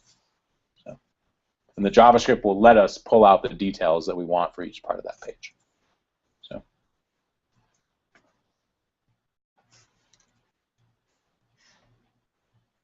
So when we talk about these JavaScript libraries like Node and Angular, etc., just fundamentally, what are their primary differences? Is it functionality? Is it I don't know. How do you? Are they all the same? Are they? I mean, obviously they aren't all the same. So, like Ember, Mustache. Mm-hmm. I'm not asking what they are specifically, but why are there so many? Are they solving different problems? Many of them are. You could group them by what problem they're trying to solve. So there's lots of different problems that need to be solved, particularly as people are designing applications and like pushing the front, the edge on like new products. They encounter new problems that they need to solve, and they go and they realize, hey, wait a minute, other people might encounter the same problem. Let's write code that those other people could use if they wanted. And then you can do the other stuff too. Plus, it solves this new. Plus, it solves that new problem. And so libraries generally, and I used that word already, which is what a word. They are general solutions to general problems, and let you, as an application developer or programmer, fill in the details, like your application-specific code, what we call the domain-specific stuff. Everybody needs to template. This is the best way to do it. How exactly you template is going to be a little bit different. And so there's 6 different templating libraries, or there's 12 different templating libraries, or there's 20 different templating libraries. Yeah. Well, as far as like why there's so many libraries that do similar things, it's because like every programmer believes he can do it better. Yeah. So. And like templating libraries, there's also like different types of templating. You can have string templating, DOM templating, and then there's like abstract syntax tree generation. Mm-hmm. So like some of them are faster, and some of them is easier to read and write. Yeah. That's as far as templating. Then like something like jQuery, like the code base is huge, right? You pull in the whole jQuery library, it's huge. Mm-hmm. So there's like libraries like Zepto, which have like just the core things that people like. So it's just like a smaller code base. So when you pull that into your program or your application, it's just less code, and it's probably just the stuff you need. Mm-hmm. When people pull in jQuery, they probably only use like server call. Yeah, like a 20th of it or something. Yeah, really. So. Like her brains. Yeah. All this stuff, just 1%. I mean, so the trouble is like every time that you're trying to create a general solution to a set of problems, you're creating a general solution to a specific problem, the problem you had, and then you're trying to generalize that so that it applies to as many people as possible. In a sense, that's impossible, right? Everybody has different use cases, but hopefully there's enough similarities so that they will be able to take advantage of the work that you've done already in advance.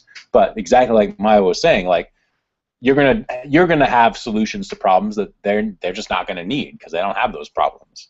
Or the way you solved a problem was for a particular preference in the way that you like code to look, or you need it to be readable rather than fast, whereas they want it to be fast rather than readable. So they do another framework. If you're cynical, I think Maya was right. Like you can be like, the programmer thinks they can do it better, and also this is an easy way to make a reputation for yourself. Make some code and third party open source it, and now you're famous. Like underscore and Lodash, they're pretty much the same thing. The Lodash guys is going to like make fun of the So why no for us? Why Node for us is a great question. My preference would probably be for Ruby on Rails, which is another web application framework and programming language. Node is written in JavaScript. So we write JavaScript when we write Node. And if you want to do web application development, even if you're doing Ruby on Rails, even if you're using Python, even if you're using PHP, ultimately, you're also using JavaScript. All front-end web development has JavaScript in it somewhere. Pretty much, almost nobody writes purely static web pages anymore.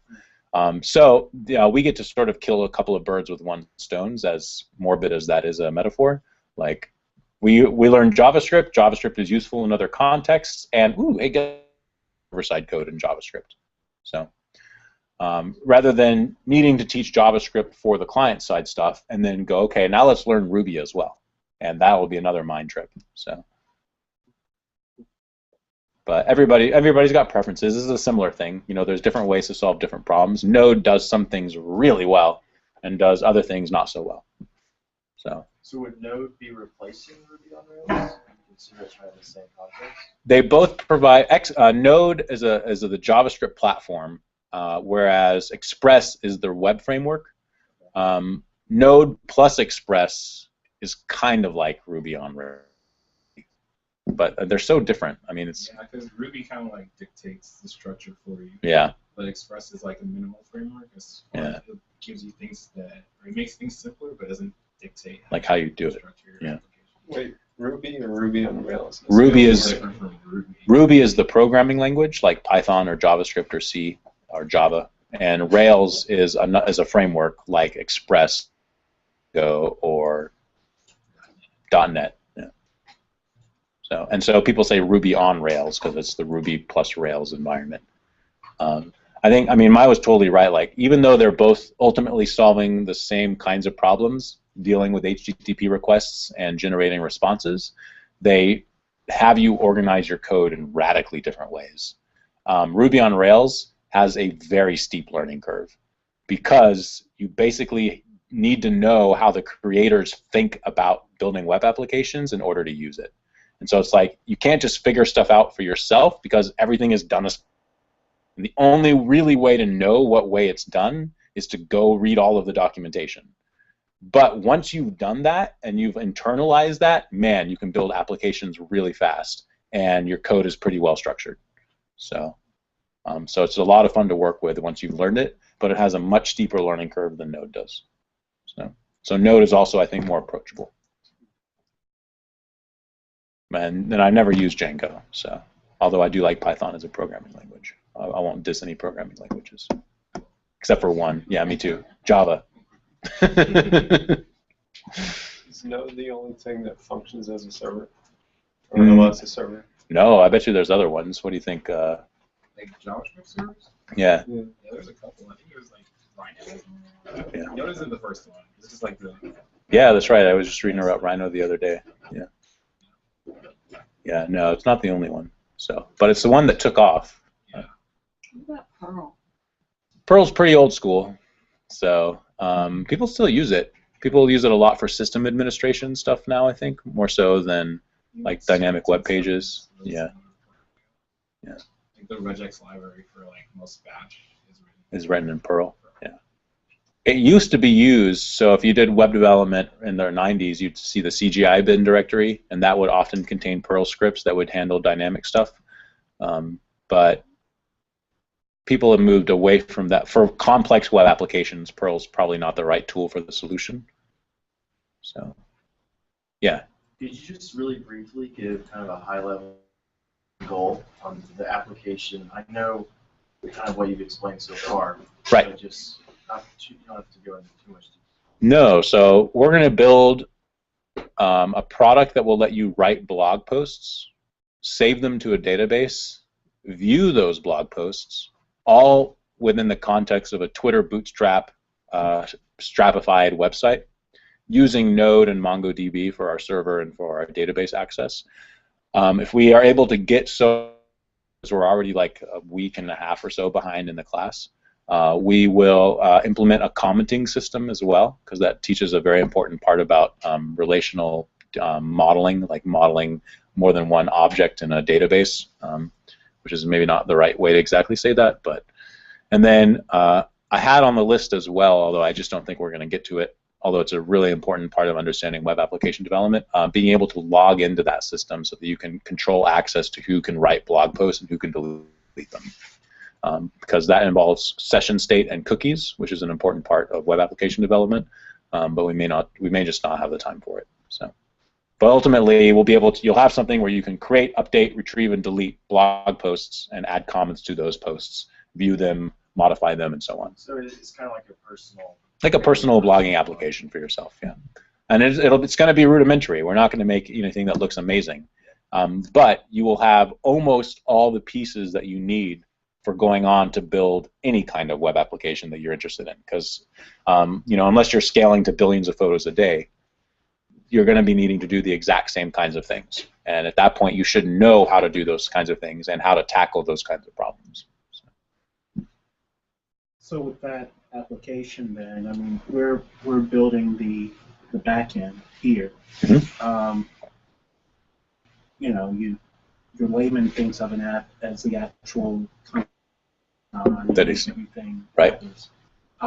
Is that also a component of? But it'll have a web interface. So I mean, so we'll be able to upload it to Heroku, and you'll be able to like log into your blog and add blog comments and posts and stuff. And that would be so it'll be a web-based application. The interface will be through a web browser.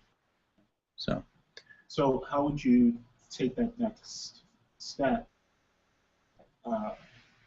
Internalize everything, if you will, into one compact app that then has all of the functionality and everything that we're learning how to build into it. Because that, to me, would be my ultimate goal, to be able to, for, say, a client, construct an app for them that would be personalized. And do those things, right? Because that's what you're getting to. Like, how can I learn what I've done here and write code that's similar but different? Right? Practice. Boy, I mean, how do you internalize this? I mean, you just keep on doing it, until you get it. So, all the frustrations and everything. So, yeah, I know, right?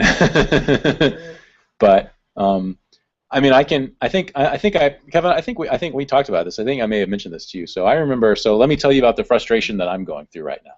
So, and how being like why it's worthwhile to learn how to do this and to deal with these frustrations. And I think you had a good sense of what the long-term picture is in terms of your own wants and desires, which is excellent for motivation.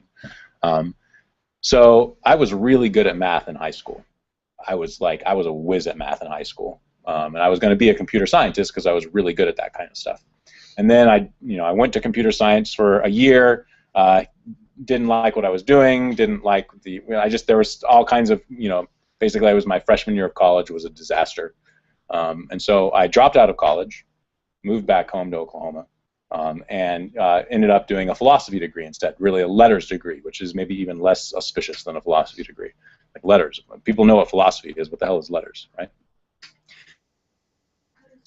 What is letters? Yes? I mean, duh. I mean, what? It's like the alphabet. You write it to people. It's kind of close to like a pre-law. Yeah, a lot of people use it for pre-law or pre-med.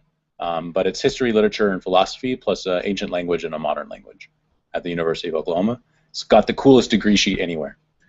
Literally, like with the correct use of the word literally, and I should know that because I was a letters major.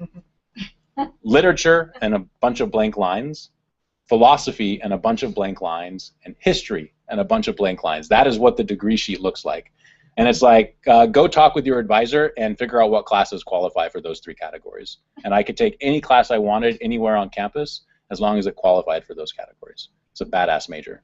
And so people use it as complete slackers and take the easiest classes on campus and get a college degree that is totally worthless, or learn all of the coolest things that they like and can then do whatever they want, right?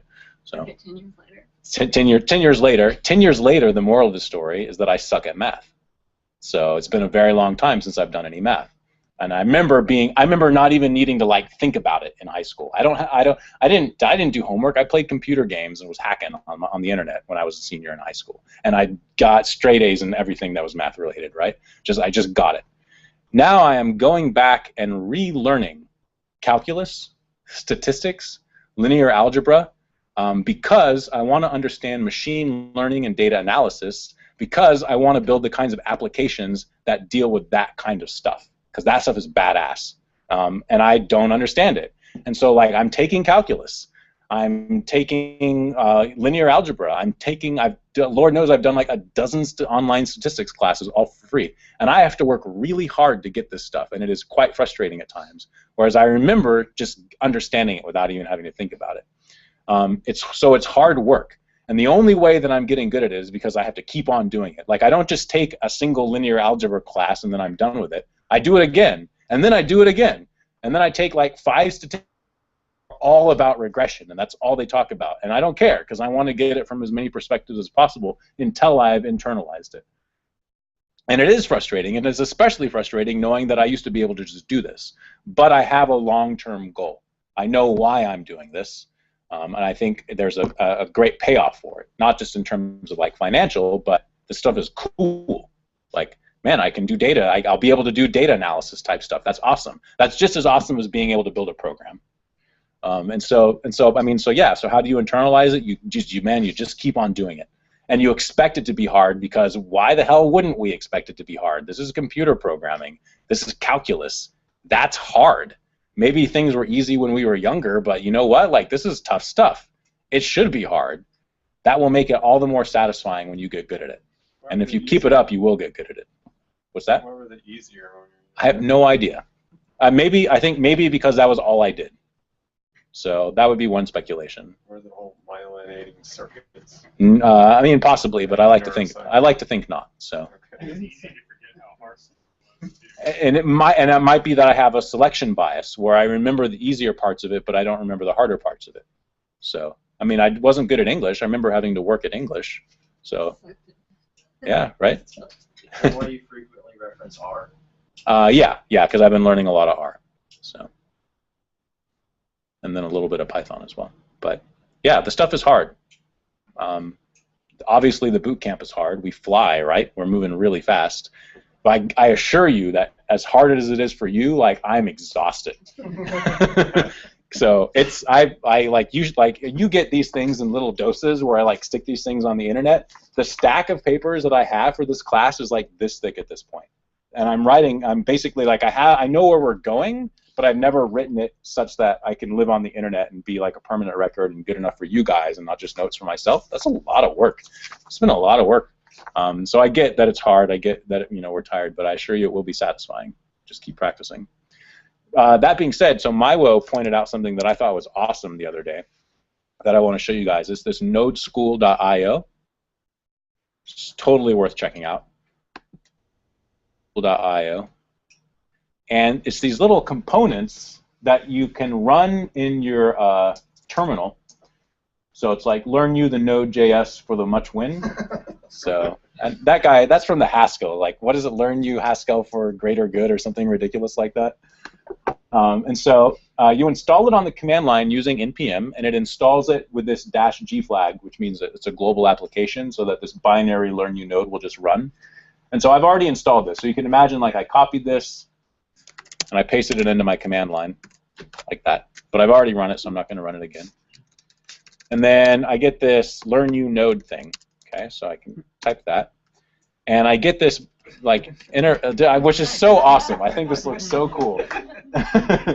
So, but these are exercises that I need to run inside of Node, and so let me shrink my screen a little bit so it'll all fit in there. Which, wow, totally blows it out, right? How do I quit? Quit with a Q. Okay, let's do it again. Learn you node, perfect. So I'm going to, and so it gives me the instructions that I need to write a basic Node program for Hello World. So it's like, write a program that prints the text Hello World to the console. To make a Node.js program, create a new file with a .js extension and start writing JavaScript. Execute your program by running it with node-program.js. You can write to the console in the same way. When you're done, you must run learn you node verify program.js. Okay. And then print the instructions, execute the program in a test environment, and so on. And so, like, I can make a touch program.js file. I'll vim it. JS, insert, console.log, hello world. Did it have exclamation marks? I don't remember. Okay, let's see if that's...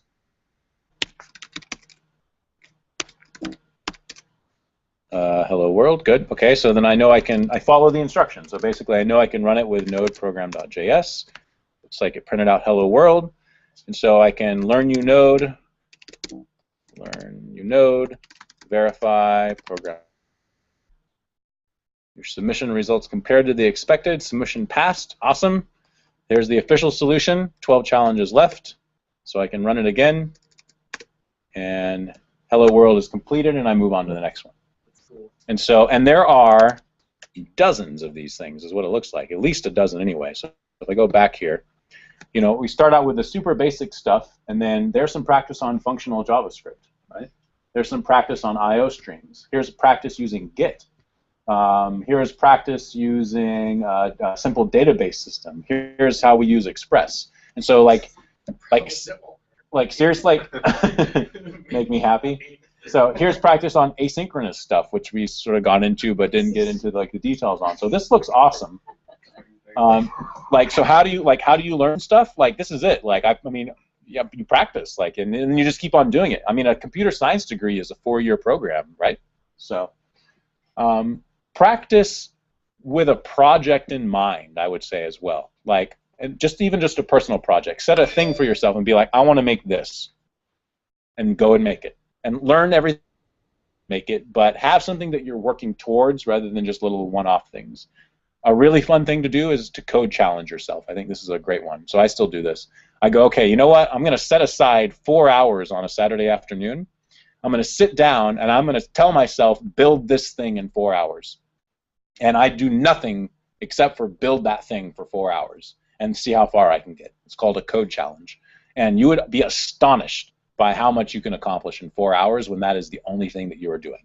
Like, you shut off everything else. You don't do no Facebook, Twitter, nothing. You write code for trying to meet a challenge that you have set for yourself, and you'll write 1,000 lines of code and make something amazing in like 4 hours. It's insane. So that's another way to like self-motivate and practice. But yeah, I mean, that's. What level of thing should it be? Start with, I mean, you want it to, you need to find the thing that is just beyond your reach, right? So if you're familiar with the concept of flow, which is this, like, you try to do things that are too easy, you get bored. If you try to do things that are too hard, you get frustrated. So you want that thing that is just too hard for you. Now, you'll be lucky if you find out what that thing is on your first try. So I would suggest starting with things that are easier rather than things that are frustrating, and keep making them harder until you get to that point where it's almost too frustrating, and then that's the level that you want to be working at.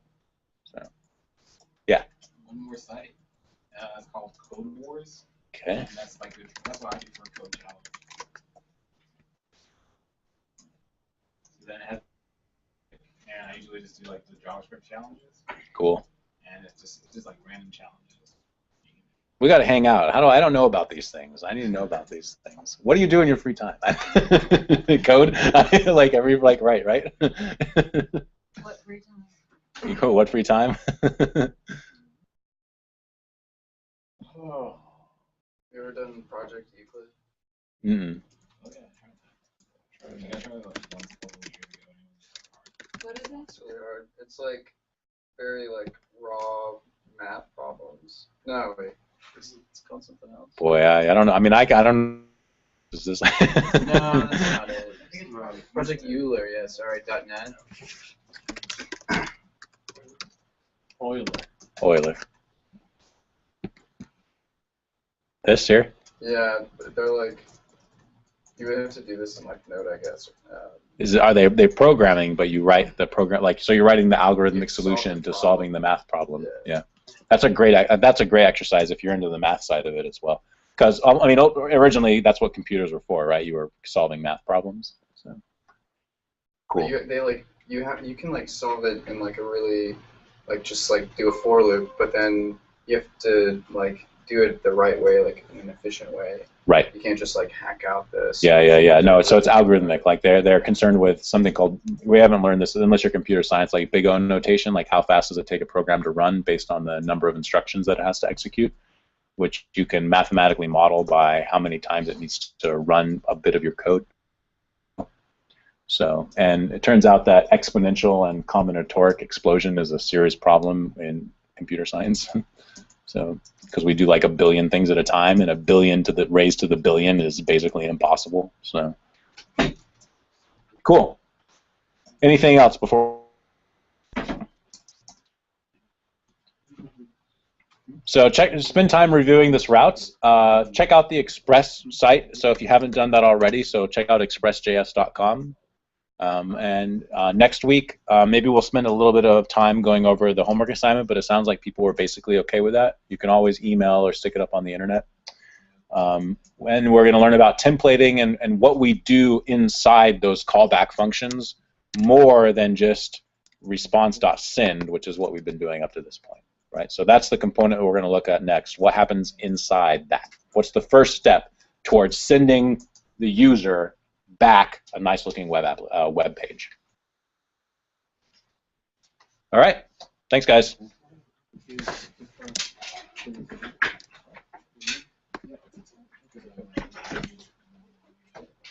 Oh, too late. What are you going to take a picture of?